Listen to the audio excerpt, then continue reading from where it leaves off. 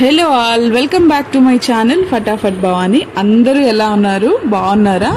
And మీ ఊర్లో ఎండలు ఎంత ఎక్కువగా పెరిగాయి? వైజాగ్లో అయితే చాలా బాగా పెరిగాయి. ఎండిమిరపకాయలు, చింతపండు, టమాటాలు, మామిడికాయలు ఎండబెట్టుకుంటే ఒక్క రోజులో ఎండిపోయినంత బాగా ఎండలు పెరిగాయి. సరే, కమ్ టు ద పాయింట్. నేను ఈరోజు వంట చేస్తూ కొత్తగా ఇలా వీడియో షూట్ చేద్దామని చెప్పి పెట్టానమాట. ఎప్పుడు నేను డైరెక్ట్గా స్టవ్ మీద వంట షూట్ చేస్తాను, లేదంటే ఏదో కామెడీ వీడియోస్ పోస్ట్ చేస్తాను. బట్ ఈరోజు నేను కూడా కనిపిద్దామని చెప్పి ఇలా పెట్టానమాట వంటగదిలో సెటప్. సో నేను ఇప్పుడు పప్పు పోపేస్తున్నాను. యూజువల్గా పప్పు పోపుకి ముందుగా ఒక్కొక్కసారి టైం ఉన్నప్పుడు పోపు సామాన్లు అన్నీ పెట్టుకొని ప్లాన్డ్గా చేసినట్టు చేస్తాను.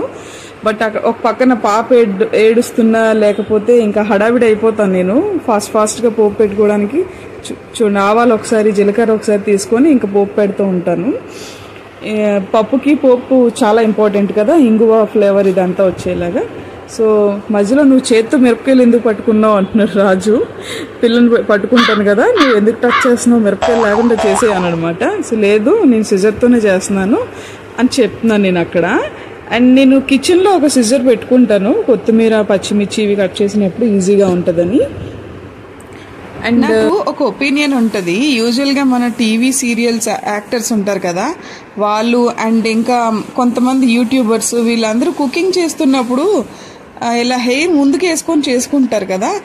ఎప్పుడైతే ఆ వీడియో నేను చూడడం స్టార్ట్ చేస్తానో, ఆ హెయిర్ ముందుకేసారు కదా, ఆ డిష్లో ఆ తెల్ల వెంట్రుకలు పడవా, అది అలా పెట్టుకొని అలా ఎలా వంట చేస్తున్నారు, వాళ్ళకి చెమట పట్టదా, వాళ్ళకి చిరాగ్గా ఉండదా, ఇదే ఆలోచిస్తూ ఉంటాను. ఆ ఎంటైర్ వీడియో అంతా కూడా నా ఐస్ అంత డైవర్ట్ అయిపోతాయి అన్నమాట. ఎవరైనా హెయిర్ లీవ్ చేసుకొని వంట చేస్తే, ఎప్పుడైనా సరే నేను జస్ట్ హెయిర్ లీవ్ చేసుకొని వంటగది సైడ్ రావడానికే భయపడతాను. ఒక్క వెంటుకు పడినా కూడా నాకు చిరాగ్గా అనిపిస్తుంది. మీలో ఎవరైనా నాలా ఉన్నారా అంటే ఈ హెయిర్ వంటగది విషయంలో? అండ్ మా నవీన అయితే తెగ నవ్వుతుంది నా విషయంలో, నేను అలా ఫీల్ అవుతానని. సో ఎందుకంటే చిన్నప్పటి నుంచి మా మమ్మీ నాకు అలా ఇంజెక్ట్ చేసింది. ఎప్పుడైనా నేను తలస్నానం చేసి అటు వస్తే ముడేయి, ఫస్ట్ వంటగదిలోకి వెళ్ళేటప్పుడు ఫస్ట్ జడేసుకో అనే అంటదన్నమాట ఎప్పుడు. సో నాకు అలాగే వచ్చేసింది.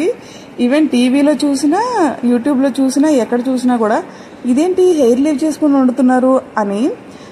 ఇప్పుడు అలీకియా చిట్టి పికిల్స్ కోసం మాట్లాడదాము. నేనేమి వ్యూస్ కోసం అట్లా ఏం కాదు, మామూలు జనరల్ ఒపీనియన్. తను కూడా ఒకసారి పికిల్ కలుపుతున్నప్పుడు తనది హాఫ్ హెయిర్ లా ఉంటది కదా, సో తను కూడా మేడ మీద గోరింటాకు ఆకులు ఎండబెట్టడం ఇవన్నీ చూపిస్తుంది, ఎండబెట్టడం అదంతా కూడా.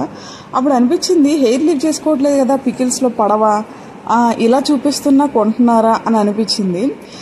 ఒకటి మాత్రం నిజం, వెనకాతల చాలా స్ట్రగుల్ ఉంటుంది ప్రతి పికిల్ చేసే వాళ్ళ సంగతి నాకు తెలుసు. ఎందుకంటే ఒకప్పుడు నేను కూడా ఈ చికెన్ పికిల్ అవి చేశాను. పెద్ద బిజినెస్లు ఏం కాదు కానీ ఇంటి కోసం అలా చేసుకున్నాను అనమాట. సో ఆ కష్టం ఏంటో వెనకాతలు ఏముంటుంది. ఇన్ఫ్యాక్ట్ గోంగూర చికెన్ పికిల్ అంటున్నారు, మటన్ పికిల్ అంటున్నారు, ఇవన్నీ కూడా ఎంత కష్టమో నాకు తెలుసు చేసేది. బట్ ఒకటి, నోరు కొంచెం అదుపులో పెట్టుకుని ఉండుంటే వాళ్ళు అసలు టాప్లో ఉండేవాళ్ళు ఏమో. కొంచెం కస్టమర్ రివ్యూస్ అవి చూసుకొని చేసుకుంటే. బట్ బ్యాడ్ లక్, తను బాగాలేదంట కదా, నేను న్యూస్ చూశాను. బట్ ఎంతైనా సరే సెకండ్ ఛాన్స్ ఇవ్వాలి ప్రతి ఒక్కరికి.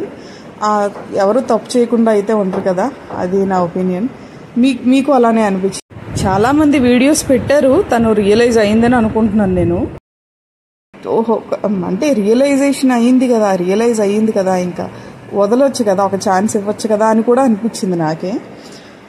ఫస్ట్ భలే అయ్యిందిలే అనుకున్న నేనే ఒక 2-3 డేస్ అయిన తర్వాత అయ్యో ఎందుకు ఎంతలాగా చేసేస్తున్నారు ఒక మనిషిని అని కూడా నాకే అనిపించేసింది. సో ఎవరైనా అలా కంటెంట్ క్రియేటర్స్ నా వీడియో కనుక చూస్తుంటే లెట్ స్టాప్ దేర్. మీరు ఇంకా చేయకండి. మీ వ్యూస్ కోసం ఒక ప్రాణాన్ని అలా బలి చేయకూడదు. లైఫ్ తీసుకోండి, ఇంకా వదిలేసేయండి. ఆల్రెడీ తను రియలైజ్ అయ్యింది కూడా. అండ్ నేనైతే ఇప్పుడు పాపకి వ్యాక్సిన్ వేయించడానికి వచ్చాము. అసలు వ్యాక్సిన్ డే అంటే ముందు రోజు రాత్రి నుంచే రాజుకి నాకు డిస్కషన్ ఉంటుంది. ఎన్ని ఇంజెక్షన్స్ వేస్తారో, ఫీవర్ వస్తుందేమో, ఎలా రియాక్ట్ అవుతుందో, అబ్బా దీని ఏడుపు చూడలేము, అలా ఉంటుంది అన్నమాట ముందు రోజు నైట్ నుంచే మాకు. సో చూడండి ఎలా నవ్వుతూ ఆడుకుంటుందో. అండ్ ఇది సింహపురి కాలనీ మాట, ఆ సచివాలయం దగ్గర వేయిస్తాం మేము. అక్కడ చాలా మంచి గ్రీనరీగా ఉంటుంది అంతా. ఎంత గ్రీనరీ ఉంటే ఏం లాభం, బట్ ఎండ మాత్రం చెదగొట్టేస్తుంది ఆ రోజు. మేము ఇంకా ఇంజెక్షన్ వేయించడానికి మా మావయ్య గారు, ఇద్దరు పిల్లలు, మేము కలిసి వెళ్ళాము. ఇంకా అక్కడ కొంతమంది మాకంటే ముందు వచ్చిన వాళ్ళు ఉన్నారు. సో వెయిట్ చేస్తున్నాము. వాళ్ళు ఫస్ట్ అంగన్వాడీ వాళ్ళు ఇస్తారు కదా ఒక ఫైల్, దాన్ని తీసుకొని దాని లైన్ ప్రకారం వేస్తారనమాట. So just 9th month vaccines ఇప్పుడు వేయిస్తున్నాము. అంటే 3 injections ఎట్ ఏ టైం వేస్తారంటే ఇంకా మాకు నోట్ ఒకటి కొట్టుకుంది గుండె. ఇంకా మా మావయ్య గారు ముందే దిగాలు పడిపోతారు. పాపను అసలు ఇంజెక్షన్ అనగానే ఫస్ట్ మా మావయ్య గారికే పెయిన్ వచ్చేస్తుంది. మా నాన్న ఇంటి దగ్గర పోయితే మా నాన్న అమ్మ వేయించకండి, ఒకటి చాలని చెప్పండి అంటున్నారు. కానీ అవి మ్యాండేటరీ ఇంజెక్షన్స్, మ్యాండేటరీ వ్యాక్సిన్స్ కాబట్టి తప్పదు.